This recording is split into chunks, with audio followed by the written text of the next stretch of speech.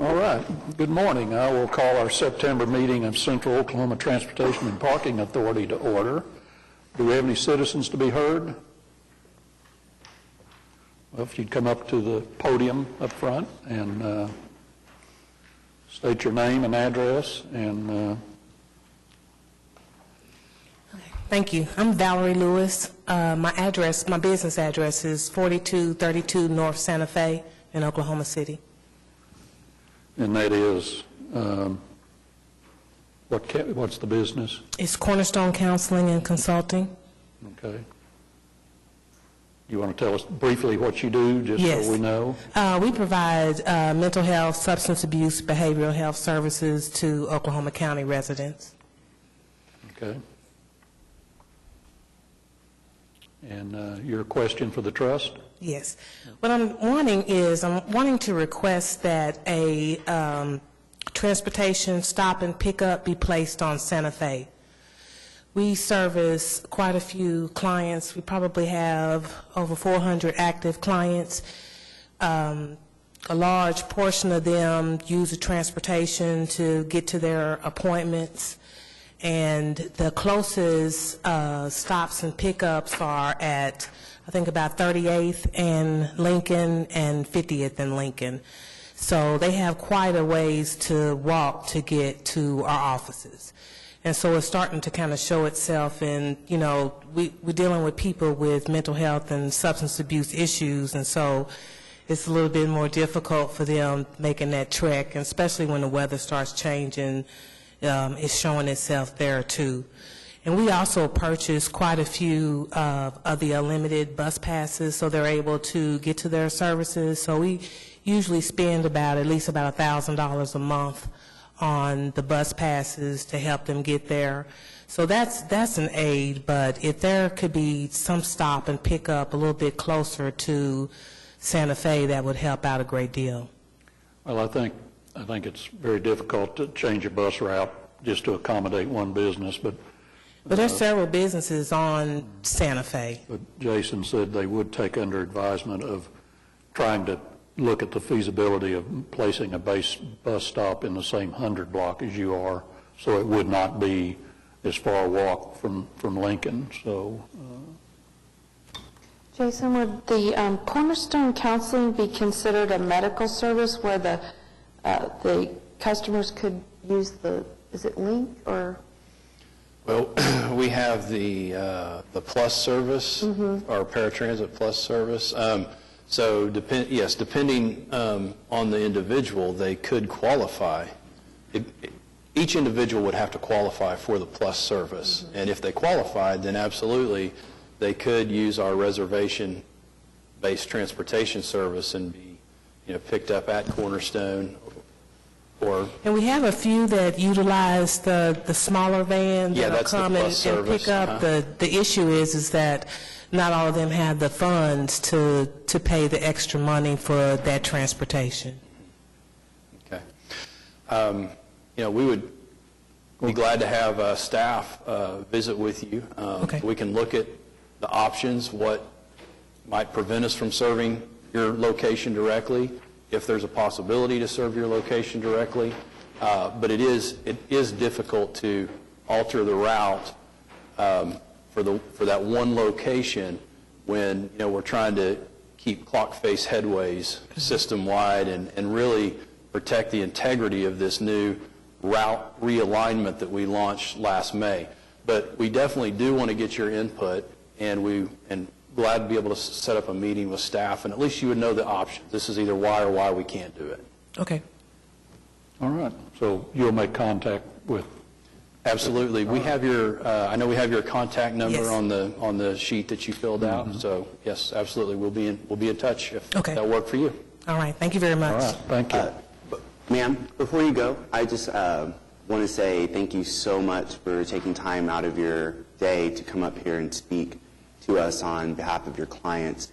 I can tell you as a new trustee to this board, everyone up here has told me how important it is that we have reliable public transportation to serve precisely the type of Oklahoma City citizens that you're describing.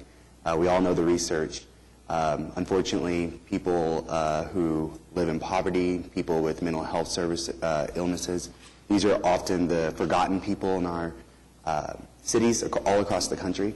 And this is where public transportation would go so far in making sure that those people are connected. So please take Jason very seriously when he says that our staff is going to sit down, we're going to figure out what we can do, even if it doesn't mean exactly moving a route, because it does take a whole lot to do that. But Okay. I just want you to know that we heard your voice, and very much thank you for coming here today. Okay. Thank you guys very much. All right, thank you. All right, I approve our minutes of our August 7th meeting. Any changes by the trustees or amendments? If not, I'd hear a motion to approve. So moved. All in favor? Opposed? Thank you. And then also we had on August 25th, we had a strategic planning workshop and followed by the Finance Committee meeting, and those minutes are combined into one. There weren't many minutes of the planning workshop, but there were minutes from the Finance Committee, so I'd hear a motion to approve. All in favor? Opposed? Thank you. Items on our consent docket. A lot of them have to do with our Arts District garage, and I told Jason before, I think we appropriately named the garage because the arts community is moving into the garage, so at least we did something right in naming the garage. I don't know, did you want to make mention, Jason, of item H, just because you had mentioned that in the consent docket, so you might.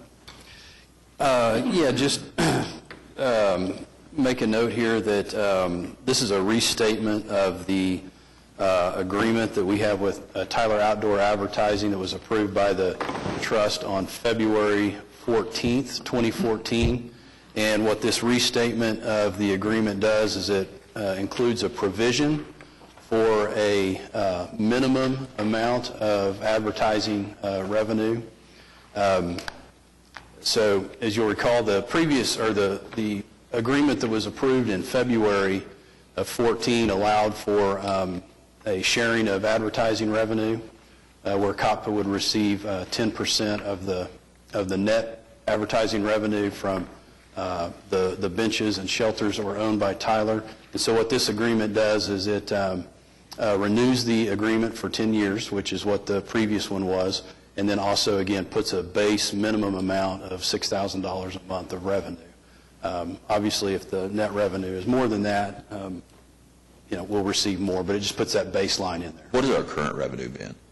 Yeah, our current revenue, since the new agreement has went into effect, is roughly $100,000 a year. So we appreciate the partnership there, Tyler.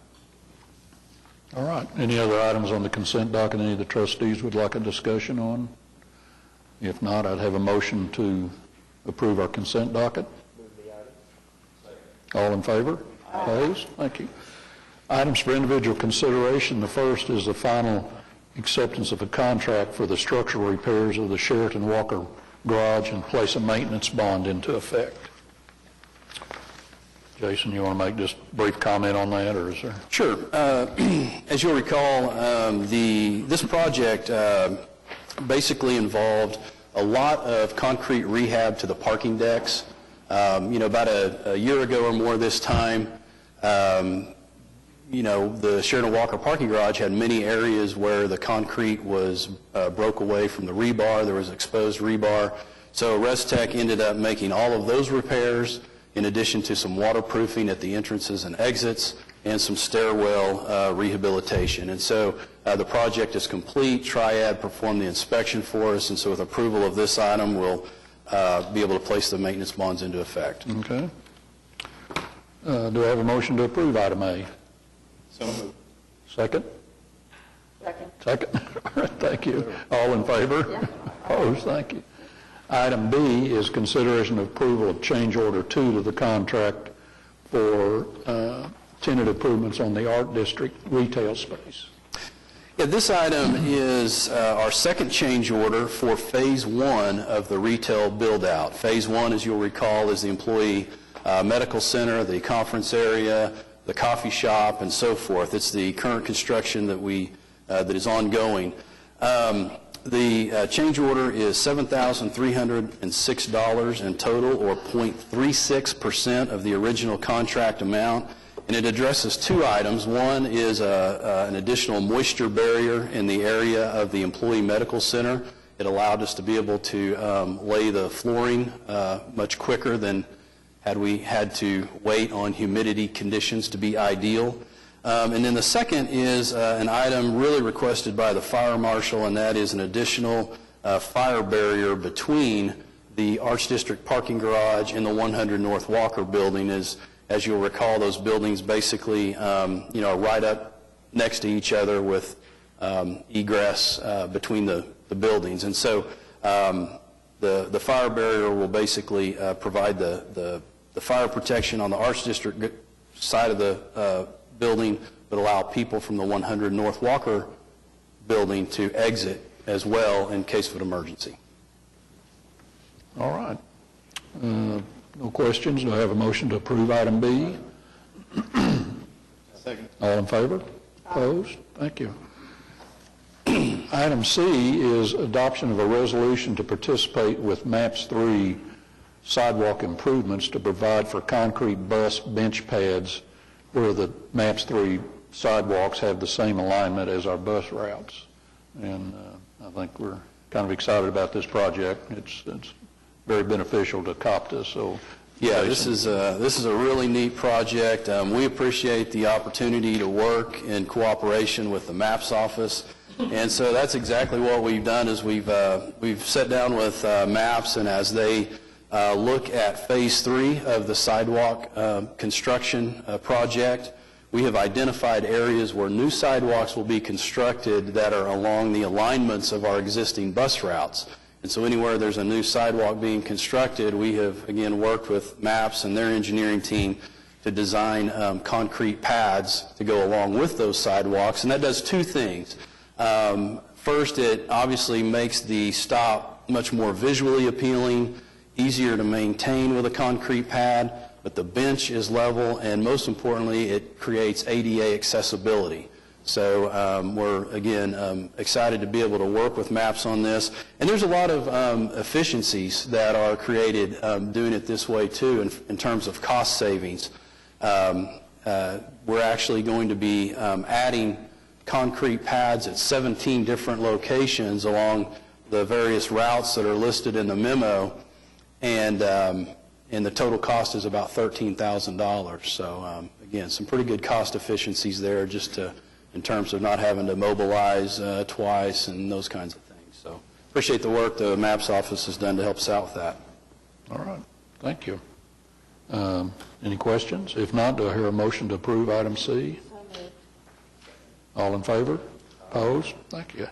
Item D is approval of update to the Cotpa's 5-year capital plan for fiscal years 2015, 2019. We did have a lengthy discussion of this in our Finance Committee meeting, but Jason, if you'd like to make mention of any items there. Yeah, a couple of things. Again, this is an update to our 5-year capital plan that we developed and brought to the Board of Trustees in the previous fiscal year. And the way our CIP planning process works is every other year we take a hard look at the next 5-year period and develop our capital projects accordingly. That plan is approved by the board, and it's included in the 5-year capital improvement plan that is also approved by council.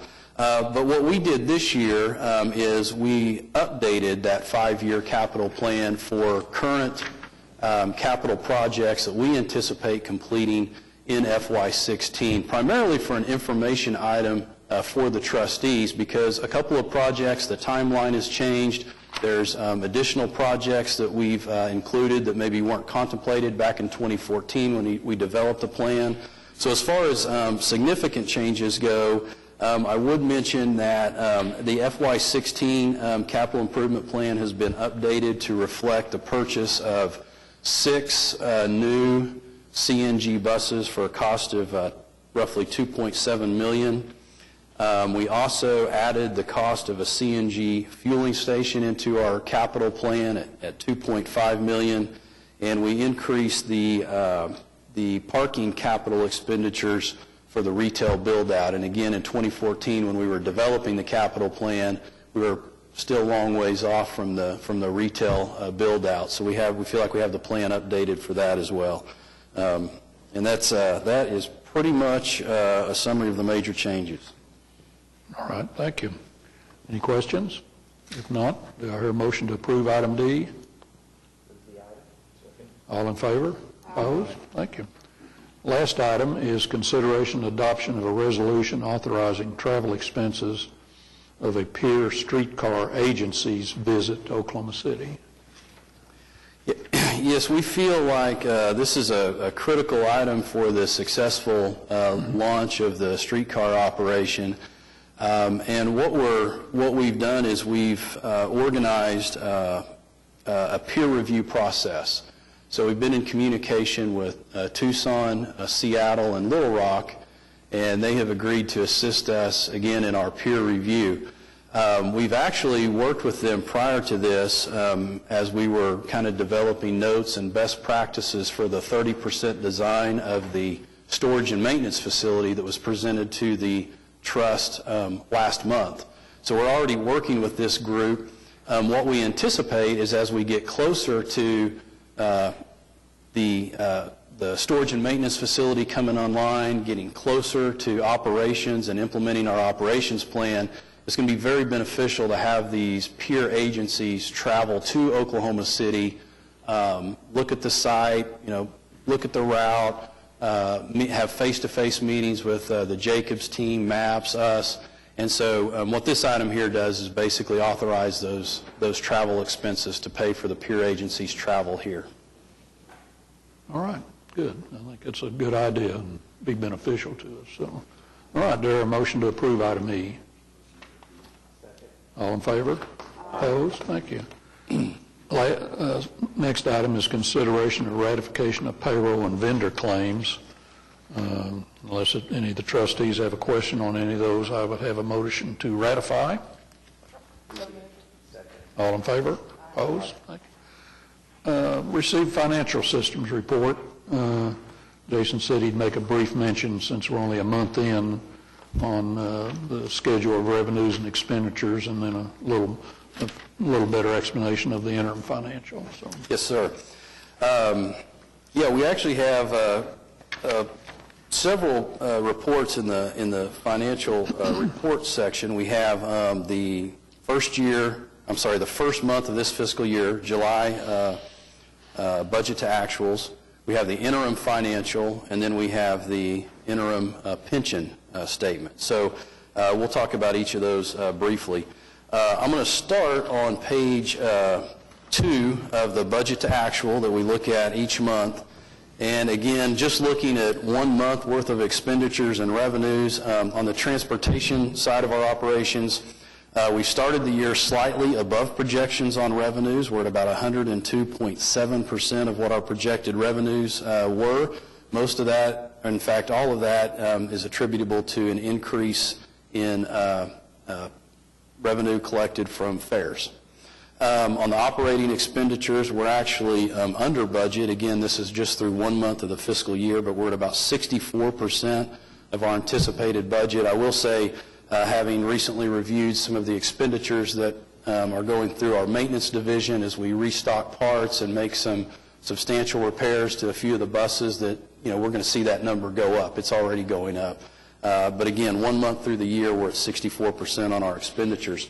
In the parking operations, total operating revenues are slightly under budget at 92% of what we had expected, or about $49,000 under target.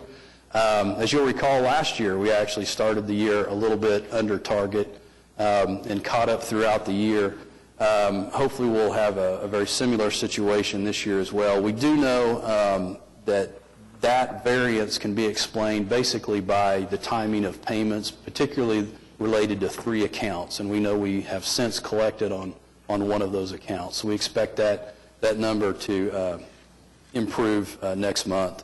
And then on operating expenditures, again, we're at about 63% of budget through 1 month of the year for our parking operations. On the river, Looking at current year budget to actuals, I'm on page 4. We're off to a really solid start with river operations. We're at 96% of our projected revenues, or actually just $836 under what we had projected. And considering where we ended up last year in terms of revenues, particularly with the fact we didn't operate any service hardly in May, it's very good to see that we're basically meeting budget on our revenues. Operating expenditures were slightly under budget at about 97%, again through the first month of the year. So that wraps up kind of the highlights I wanted to hit on the current year budget to actual.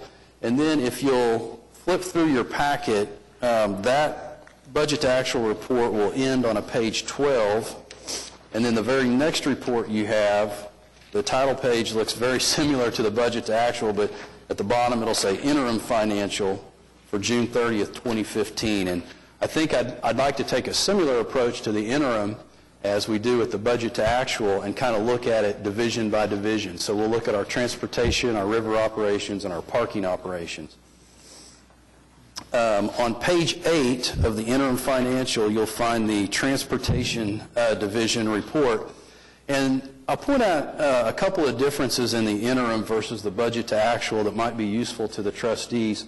One is that the interim financial, you'll notice, is kind of a complete picture of 2015 compared to 2014. So generally we're comparing current year budget versus current year actuals. This will give you a sense of how things changed year to year. The other thing that the interim includes is all activities of the different divisions, capital and operating both. And again, when we look at the budget to actuals, we're generally looking at just operating expenses. So with that in mind, just a couple of things, couple of takeaways from the transportation division interim financial. You'll notice that on page 8, the total net position, or basically assets in excess of liabilities, increased by about $3.1 million. A lot of that is attributable to the fact that we were able to increase our capital reserves due to savings that we've discussed in previous meetings from fuel and from the delay of night service and such. The next page, page 9, is our statement of revenues and expenses. This will give you a comparison of operating revenues and operating expenses year over year. You'll notice on total operating revenues, in 2015 we collected about $600,000 more in revenue than what we did the previous year. And our expenses, if I recall, were just about roughly $200,000 more in expenses. So we had basically a net gain there. The next page is a statement of cash flows. We'll not go into detail on that, but would at least point out that about in the middle of the page you can see the line there, the cash ending balance. So again, that will give you a sense of what our cash position changed from year to year, and that number will tie back to our net position statement that we looked at on page 8. The next page we'll look at, page 11, again, the River Cruises division. We actually had a decline in our net position. Our net position assets in excess of liabilities finished at roughly $4,094,743. That's a decline of $163,684. In looking at the report, you'll notice there's a couple of items in the assets section in FY 2014 that did not carry over to 2015, which is certainly impacting that number. We had a payable due that we had as an asset of $58,000 in 2014. You'll notice that's not present in the 2015 statement. And then construction in progress of $249,000 that we do not have in 2015. And the construction in progress was attributable most likely to the boat maintenance facility that was under construction, I believe, at that time. The next page here is the statement of revenues and expenses. Again, looking at the changes in revenues and expenses from year to year. You'll notice in the river operation we had a decline of about $50,000 in operating revenues. Again, we did purposefully cut back some service in 2015 to try to make the schedule more efficient in terms of ridership per hour. And then also we had significant cancellations in May that would have impacted our revenues. On the operating expense side, we also had a decline. We had about $31,000 less in operating expenses in 2015 versus 2014, which would make sense considering we cut some service. And then finishing up on the interim financial, looking at the parking division, as far as, I'm on page 14, total net position increased by about $3.5 million, so assets in excess of liabilities there. And you'll notice if you look at the assets section there, the total current assets from 2014 to 2015 declined significantly from $20 million to over $10 million, but you'll also see a significant increase in non-current assets. And essentially that's the completion of the Arts District Garage. We had, of course, bond proceeds that were short-term that we were using to fund the construction. Now that the facility is complete, it would be classified as a non-current asset.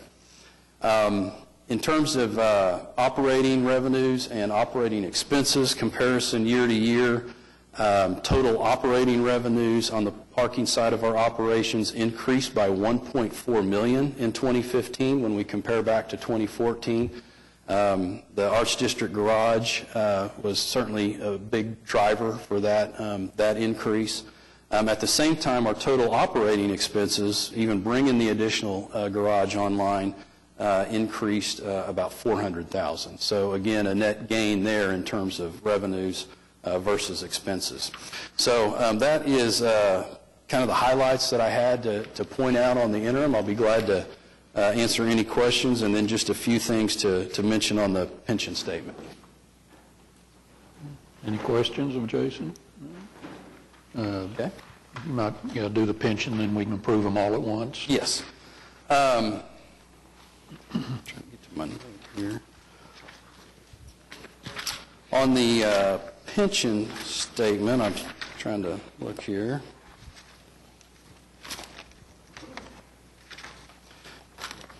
Got to keep flipping through all the way through page 48, 49 of the interim, and then we come to the interim pension statement. And just hit a few highlights from page 1.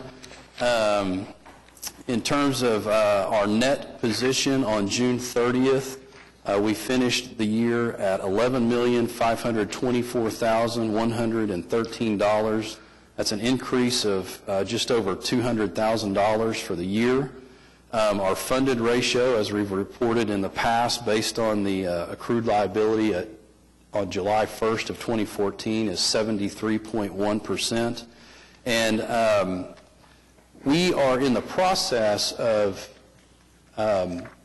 working with our actuary to update the actuary report. So we'll get a new actuary report probably at the end of September, 1st of October, that will give us a better sense of where we're at on that funded ratio based on this last year worth of employer and employee contributions as well as market performance. So we should have a pretty good idea of where we are on our funded ratio within the next month or so. That's it for the pension report.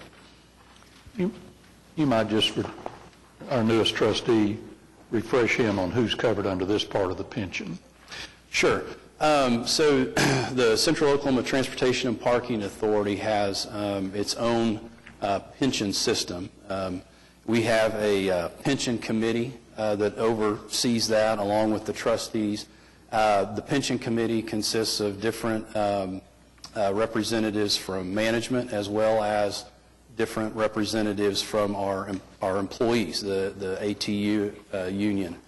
And that pension covers all of the Cotpa employees. As our department is kind of a combined operation. Some employees work and report directly for the city. The majority of our employees all work and report directly to the Central Oklahoma Transportation and Parking Authority, and this pension is for those Cotpa employees. Thank you. Mr. Chairman, I would just like to bring up an idea for consideration, not for acceptance at this point in time, but just for consideration, that the committee, once you get the revised coverage report, look to develop a plan to where the coverage could be, over a period of time, improved to, say, 80% coverage from its current 73% coverage. Now, you know, the performance in the stock market also usually has a important bearing on that, but I would try to develop a goal and then have the committee work to, you know, maintain or follow that plan or goal of reaching that type of coverage. Could be 5 years, could be 10 years, but unless you set a goal, sometimes we just become comfortable with the status quo. Will do. But isn't that very dependent upon investment results? It is. But we did, as we were working through negotiations. You want to talk about that a little bit, Jason, as to what the additional contribution that was made this year? Sure, I can. We might have been about a year ago or more at this time, but we did have some of those conversations on, you know, what would be an appropriate goal, what should we be striving for, and our actuary has actually shared that same number with us, that, you know, they consider, you know, kind of the 80% as kind of that minimum number for a healthy pension plan. And so I think that's definitely the goal that we should strive for. And so we have been working alongside our union, and, you know, that is their goal as well, is to improve the pension. And through some of the negotiations this year, particularly with the health insurance and some of the savings that we're going to derive from transitioning Cotpa employees to city health insurance, that is the intent, is to be able to take some of those savings and try to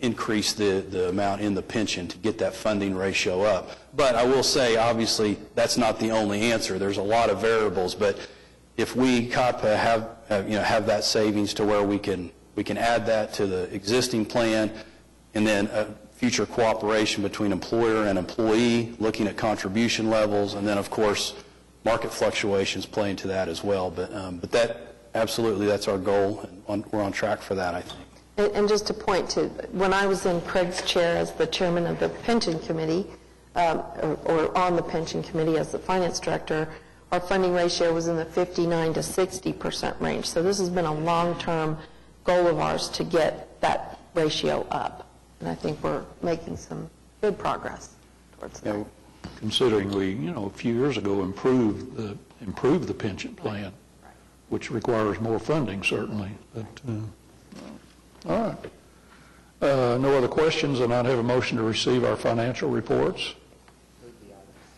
All in favor? Opposed? All right. Now to our program reports. Our transit system report is the first item.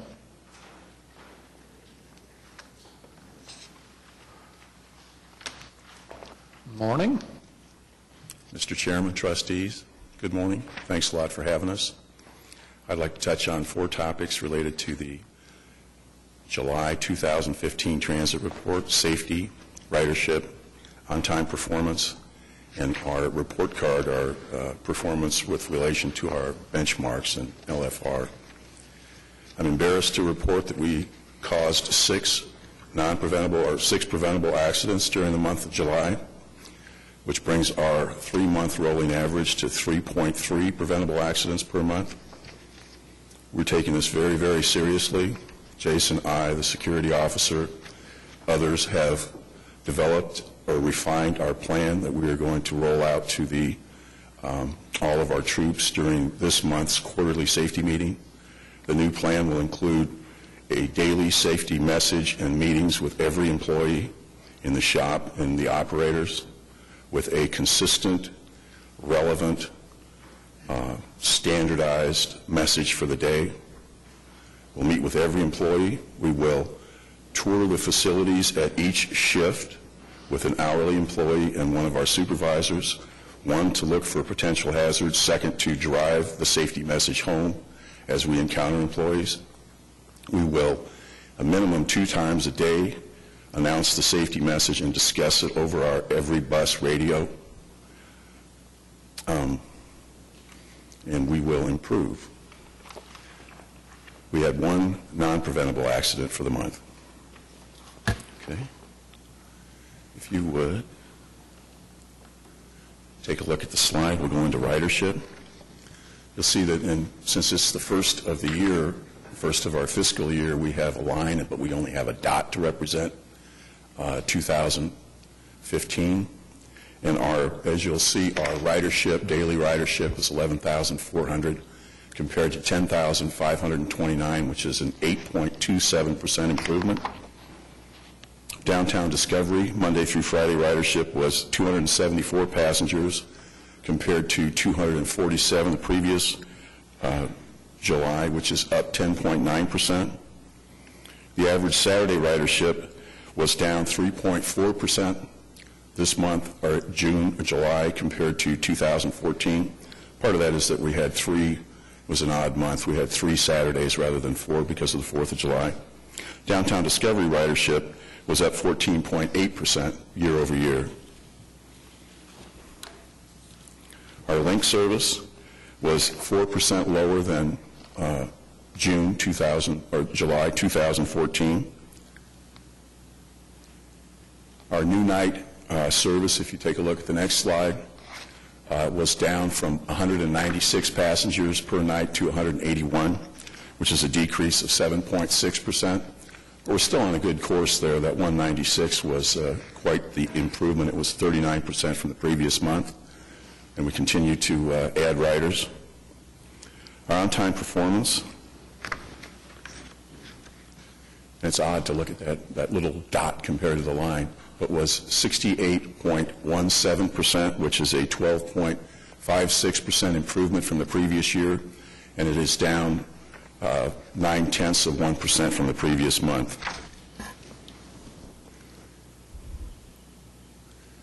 These are our performance measures, and as Jason pointed out, they're just 1 month.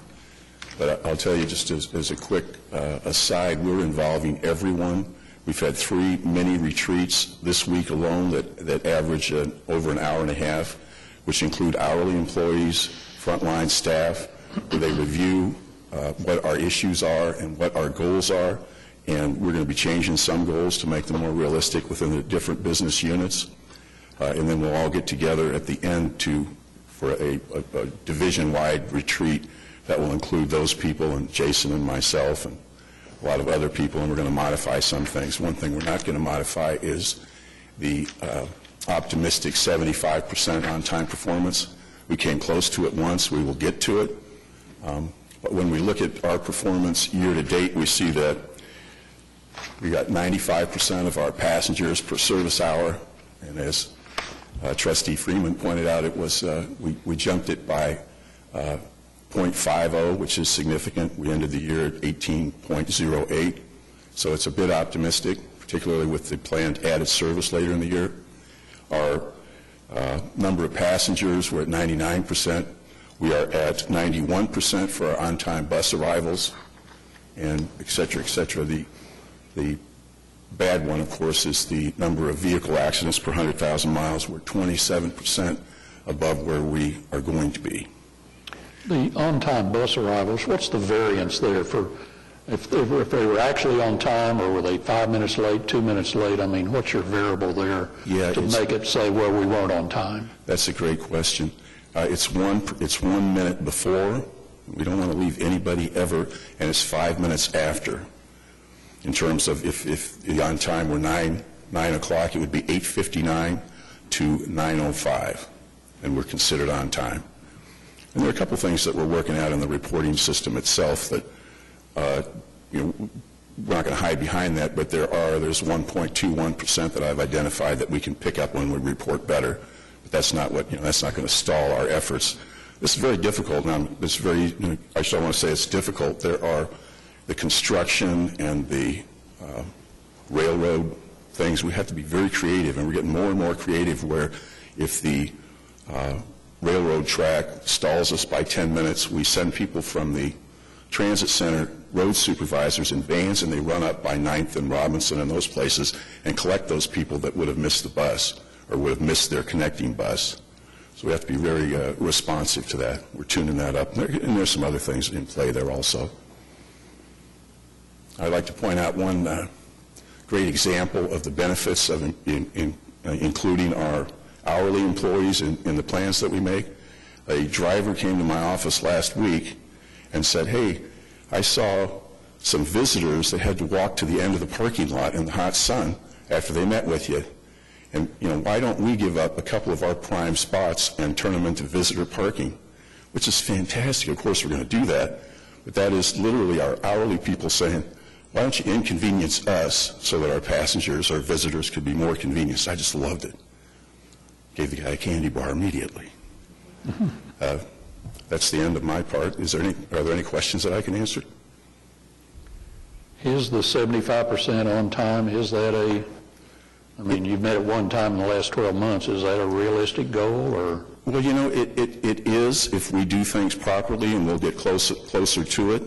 There's a whole bunch of things that have to happen, but I would hate to go underneath that. And as you mentioned, we almost did it one time, and we're getting better all the time.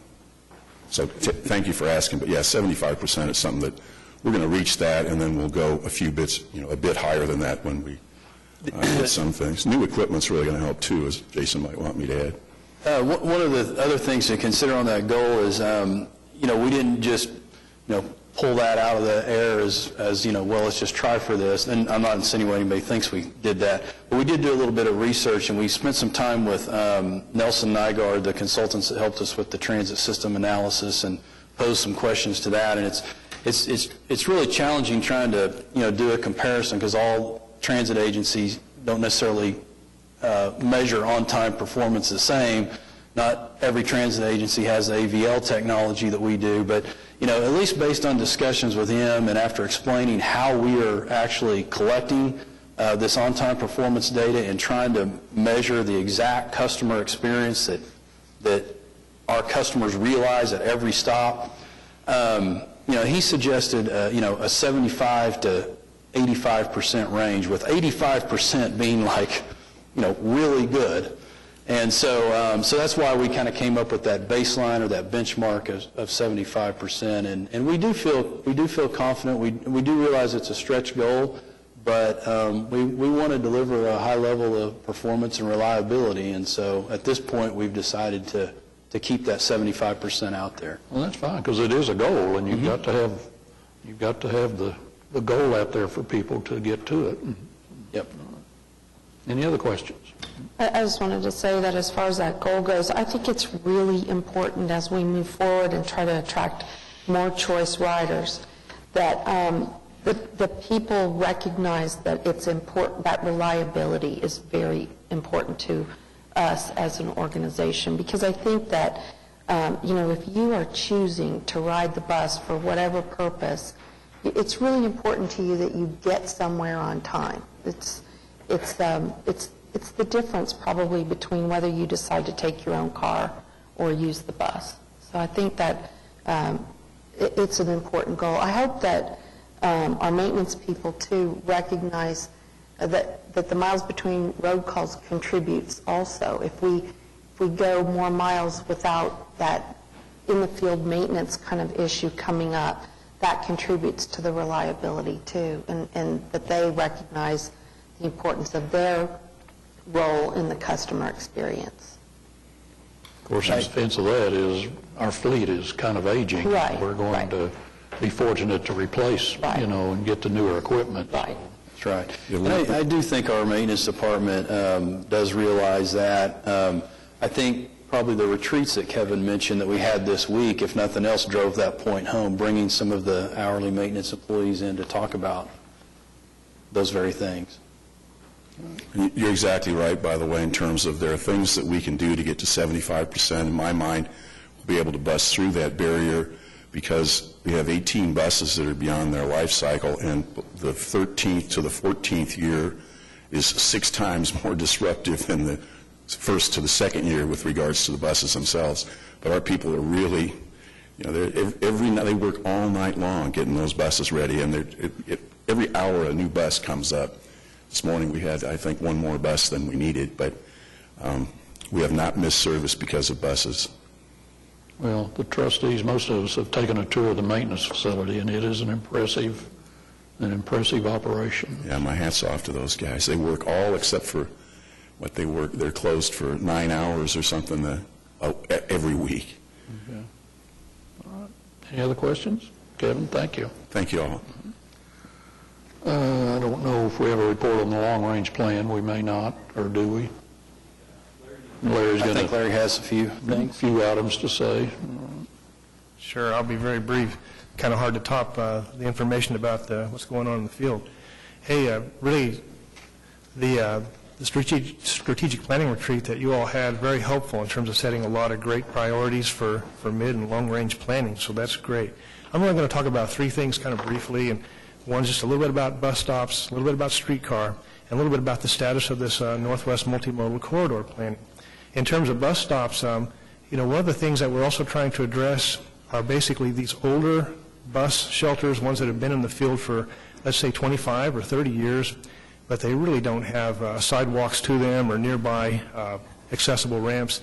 We're still several months from actually breaking ground on that, but we've worked closely with Public Works on those types of locations, and by using a grant we got last year, we'll be able to make those improvements. It costs a lot more per stop than what we're able to do with the maps, when you do it up front, but it'll help. In terms of streetcar, a couple of gentlemen that were in the audience earlier, a fellow named Jesse Rush, somebody we worked with closely in the maps office. In this past month or so, there have been a very, very large number of additional meetings between Cotpa staff and maps and the various consultants because we're getting that much closer to trying to make a lot of fine-tuning type decisions about the maintenance facility and even about promotion and marketing of the streetcar. And so all that's been good. The presentation you all heard a month ago, those types of things seem to be on schedule. But the thing I really wanted to take a little time on was this Northwest Multimodal Corridor Concept Plan. That's a lot of words. But basically, when you look at that combination of Classen and the Northwest Expressway, you've really got an opportunity not just to try to improve transit service, but also the ability for pedestrians to cross those 6 lanes of traffic, as well as perhaps some opportunities for park and ride. And, all that's really going on right now is just concept planning, but we had a meeting August 13th and had very high turnout. Well over 60 members of the public came. And in these last 2 or 3 weeks, we really haven't heard concerns. We've heard more positive comments about what's going on there. And I guess one comment we have had that's been kind of interesting is people say, so if you had transit, it would just stop in those 5 or 6 places. And what we've kind of tried to help people understand is, no, really, those were just the 6 kind of illustrative, interesting locations to study. What would need to happen would be a look at a lot more locations. But that's been a good project we've been working on with really 4 planning partners, ACOG, the Oklahoma City Planning Department, and City County Health. And the advisory focus group we had has also kind of given us a chance to reach out to additional stakeholders. So just kind of wanted to give you an update on those 3 things, and glad to answer any questions. Well, at our planning workshop, you gave everybody a copy of our long-range plan that we developed a good number of years ago, and quite frankly, it had been several years since I had read it, and I read it in preparation for the meeting, and we did a pretty good job putting that together in the beginning, and I think it would be beneficial for all the staff to read that again and give them a little insight into what we had in mind and where we're going. So yeah, that's homework. You can assign that homework if you would, please.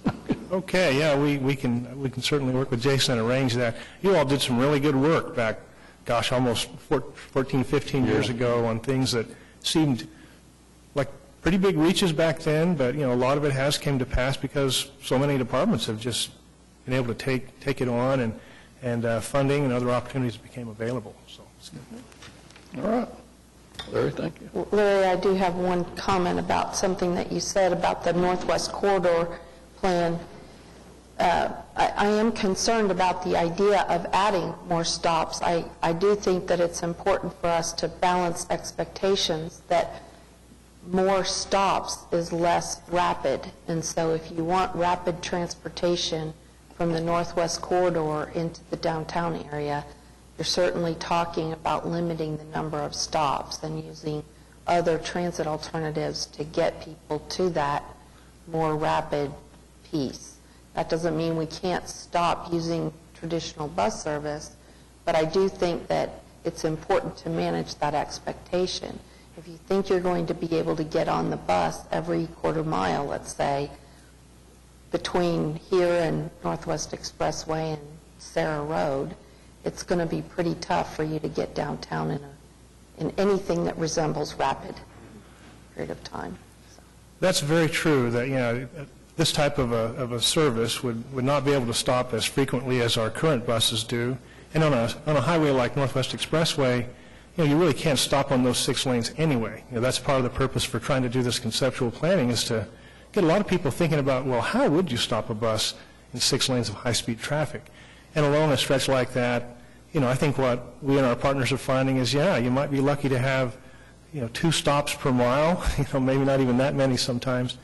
And you're right, there may be ways to help a bus get down the road a little bit faster, but, you know, really those are things that this type of concept planning can't really explore that deeply. Well, and hopefully the park and ride concept will marry into that rapid transit so that we can have opportunities for people to park at those locations along the line.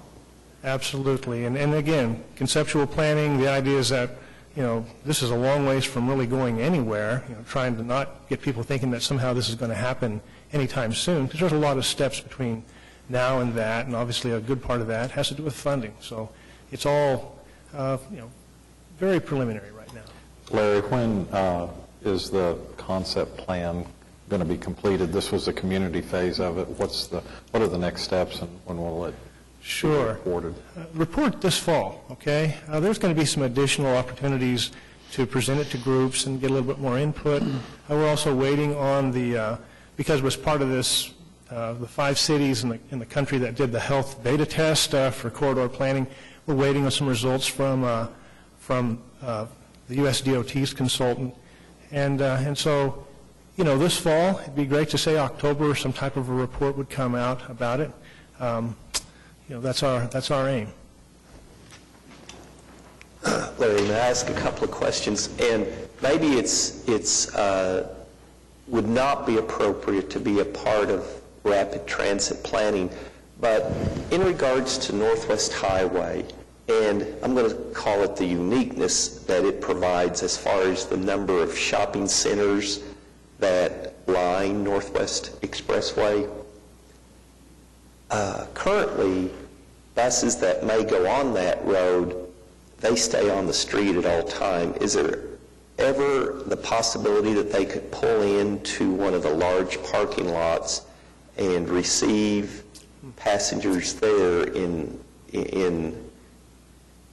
perhaps, I don't know if it's safer, but less stressful to the other automobiles, other traffic, and maybe even think in terms of if you could identify a specific time that it's supposed to be at a particular bus stop, that it would stay there for 1 to 2 minutes. Now that goes against the concept of rapid transit, but what I found is the time incurred to make a stop just to allow a passenger to come on or leave the bus really doesn't take that much time, usually 30 to 60 seconds, you know, sometimes not even that much, it seems like anyway.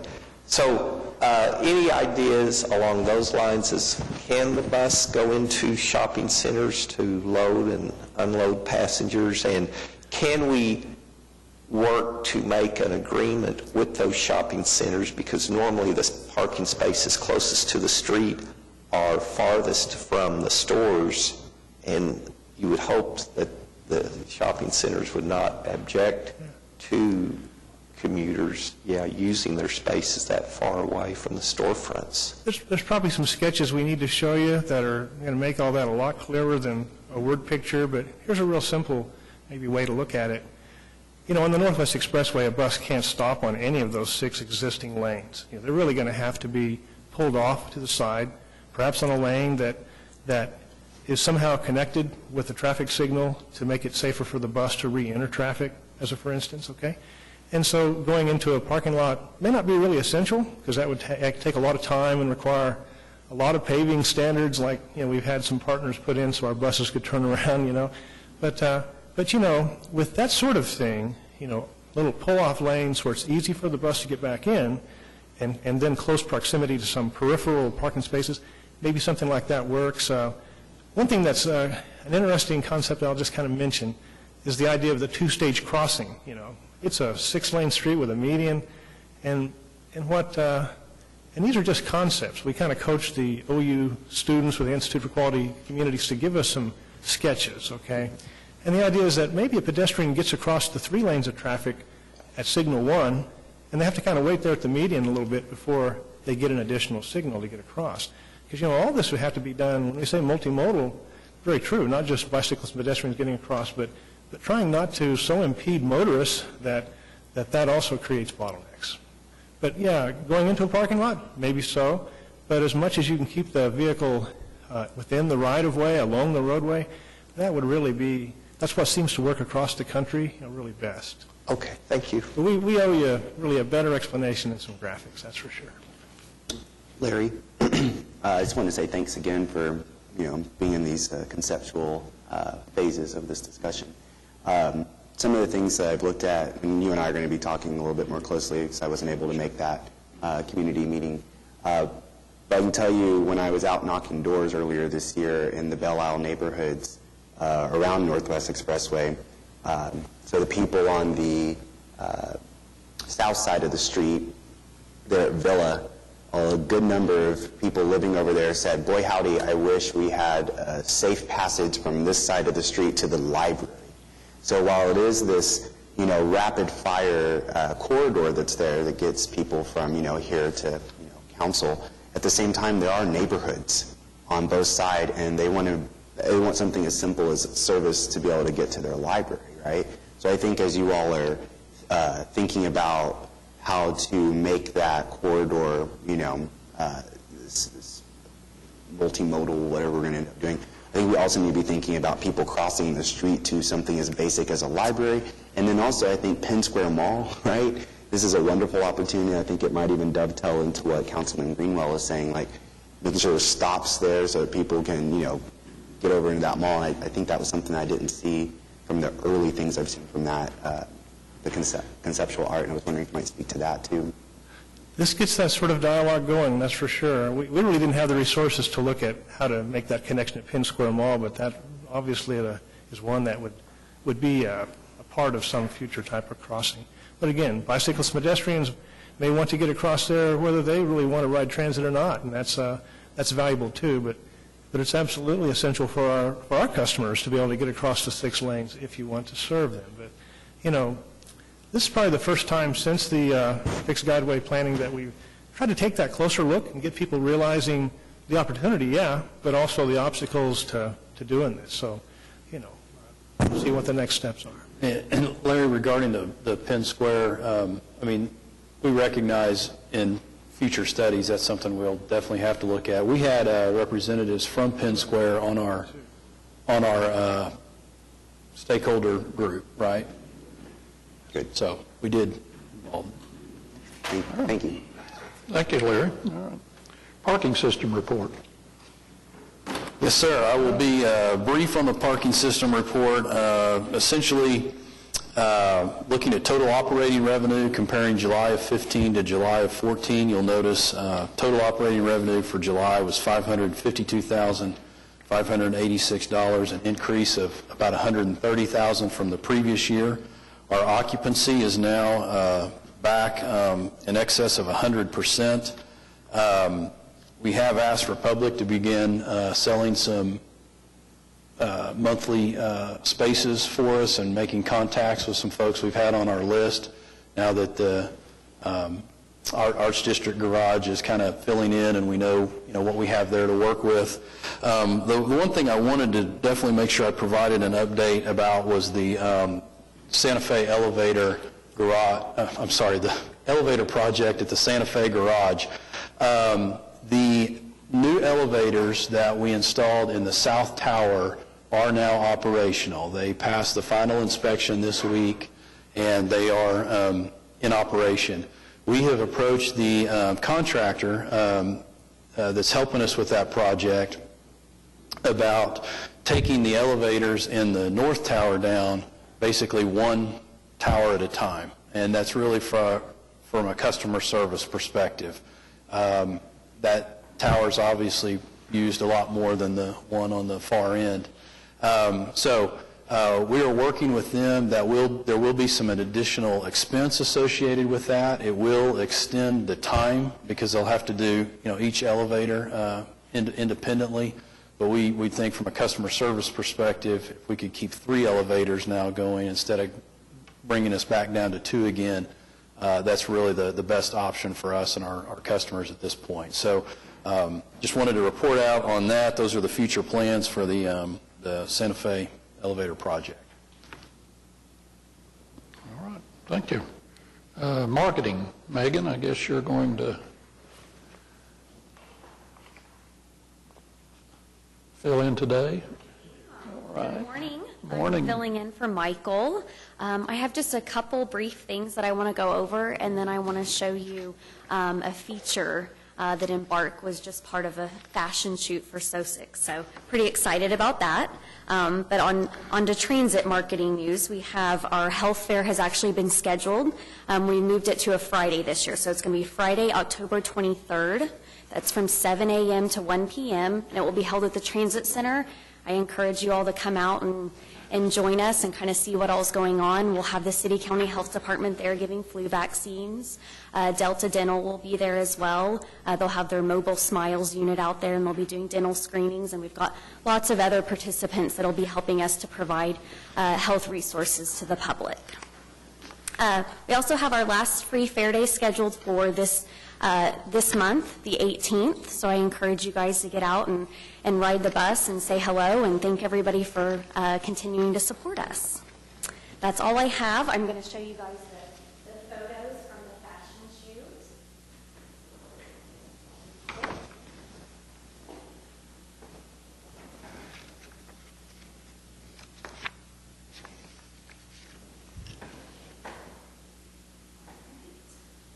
We were approached by SO6, which is a local magazine. They distribute to over 600 central locations. You might see it when you're out, having dinner somewhere or out visiting one of the entertainment establishments. But they approached us and were interested in doing a fashion photo shoot on our buses and at shelters. So we were very excited about that, and the pictures look great, the bus looks great, so I just want to share those with you guys. There are about 30,000 magazines distributed at those 600 locations, but then they also have an online publication, which is actually what I'm showing you right now, that has over 50,000 digital subscribers. And if you haven't seen them before, they're kind of a life culture style magazine. Maybe the mouse isn't going to work for me. Okay, I'll do this from up here. Yeah, thanks, Jean. The next photo you guys should recognize. Oop, other direction. Yep, sorry. I recognize that. So as you can see, the gentleman is on the bus there, kind of leisurely sitting, enjoying the ride. If you'll go to the next page, Jean. Yeah, you show that one too, because that's actually... gentleman's on board the bus, of course, and then we have the lovely lady standing outside the bus there as well, so you can kind of see the Embark logo in the bus. We're having lots of problems today with this, aren't we? Other direction, Jeannie. Yeah. It quit because we've got more photos. See if you scroll up on the...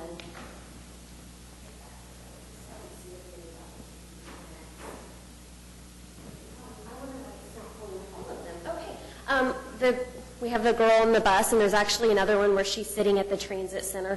She's actually at the transit center right there as well, but there's another one where she's sitting at the transit center, and she's actually visiting with one of our patrons. Gosh, it's not working at all. Let's go to my backup then. I do have a backup. Technology's starting to work, isn't it?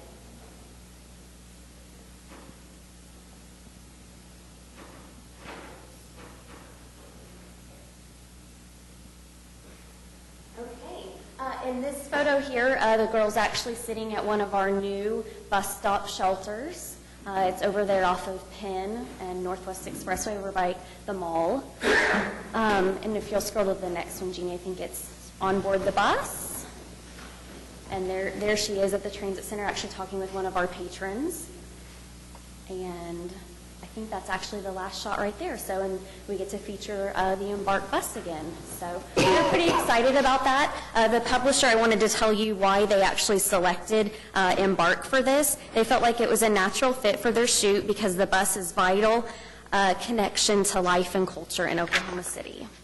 So hopefully we'll have some more neat things like that. We'll also have some information. Part of the agreement that we worked out with them was also that we would have some more information on Embark and on our services in a future publication. So we're pretty excited about that. And Megan, remind me, they took these photos during regular service, right? It's not like we had a bus Nope, ready for them. we didn't. Yeah, they actually, no special treatment or anything like that. So they actually got on board one of our buses and they rode around. They had a van that followed behind us, and they were actually doing changes to their outfits and that, and then they'd get back on the bus, be on for a little bit, get back off again, and do the same thing. So, and then as you can see, they were at the transit center, and so they took photos out there, and then went separately to the bus stops in the van that they had. Did they pay to ride our bus, or did we?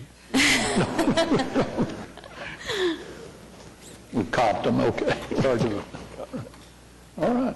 All right. Well, that's neat. Thanks. Megan, I want to say thanks for working with SO6 in this way, because going back to what Laura was saying earlier, these are going to be the choice riders, right? This magazine kind of caters to your young professionals, right? People who probably have access to an automobile. So the more they see our buses as something hip, fun, and fashionable. I mean, I'm serious. I know this sounds silly, but I mean, we're kind of an image-based society, and this stuff like this will go a long way. So I'm looking forward to seeing how you all continue to work with this particular publication to educate their audience on the services that the city's providing. Yep. All right, thank you. Thank you. Thanks, Jeannie. All right, our river cruises and Spokey, I guess you have them both now. I have bikes and boats, yes. We have bikes and boats. Ridership in July was a record high, 2,541 riders for the month. Our riders per service hour dropped slightly, and this decrease is primarily due to the very short trip between Bricktown Landing and Regatta Park. That 5 minutes kind of plays on our riders per service hour. However, we are very encouraged by the increased number of riders that we have in total. Our charters were down in July 2015 when compared to 2014. However, they were still slightly up from 2013. We need to note that extreme rain that we had in May, many of our charters are booked well in advance, and we think that may have had an impact, and it certainly was a contributing factor to the decrease in year-to-date charters. Specialty cruises are selling well in advance. September's been sold out for a couple of weeks now, and Haunt the River for October is at 50% sold through, and expects to be completely sold out before month end.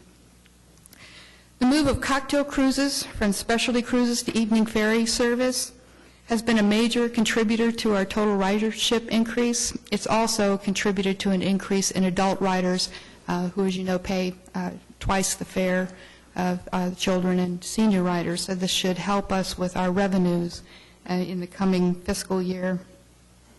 The decrease in child riders, of course, is normal this time of year with school starting back up. As for Spokies, the rebranding of the bikes and the stations is complete. If you get a chance, go out and look at the new stations with all the new graphics. The orange poles draw more participants in the service and give it a brighter, fresher look. After we had identified all the bikes that could be refurbished, our fleet shrank to 30 bicycles. We're preparing a request for proposals to refurbish and update all of the equipment and bring our fleet up to a larger number, hopefully somewhere between 70 and 80 bikes, which will give us ample bikes per station and should increase participation by residents and visitors to Oklahoma City.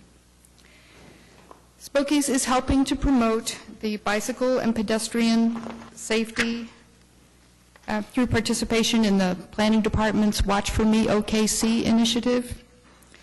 We're also actively involved in the OKC Bike Walk Master Plan. So we're working with those folks to try and make it a little safer for people to ride bicycles downtown and to use the sidewalks and pedestrian crossings. And with that, I'll be happy to answer any questions. Anyway, and I know I've asked this before, any way to track the transfers from the river taxi or whatever to our boats since we've completed the landing and all that? Are we? We are able to track the other direction as we sell water taxi wristbands from our boats, and I can look for that number and see if I can get that to you. I mean, is it working? I mean, are people? People are, and it's interesting. The very first month we were in operation, and we had this opportunity. We had 8 people that got on all the way at Meridian, and we're going into Bricktown for the day, and so we were going to be selling them water taxi bands. So we, for their radios, we have radio contact, but with all the bridges and the obstructions, they ended up using a cell phone and calling the kiosk for the water taxi, and they pulled the water taxi up, and the gentleman actually walked halfway down the walkway and escorted the water taxi patrons onto the water taxi and on into Bricktown. So that is just beginning, but it's showing some sales. I'm seeing some sales in water taxi wristbands from our end. Now, to track it from the other directions can be a little more difficult since we sell tickets on board and don't require them to sell tickets for us, but we can certainly ask the captains to ask that question and see if we can track that number. Well, I was just curious if it's working. I mean, They're very cooperative with us. Pretty neat idea to try to connect the two, even though they've got to walk down steps or whatever to get from one to the other. But yeah, it's a long, winding ramp, but it seems to be working well, and water taxi has been wonderful to work with in that regard. Need to put a Spokey there, and they can ride the bicycle down the ramp. That's right. I'd love to put one by the statues there. Stairs. All right. Any questions? Jeannie, thank you. All right. Do I have a motion to receive all our program reports? All in favor? Opposed? All right. Thank you. All right. Any items from the trustees? Jason?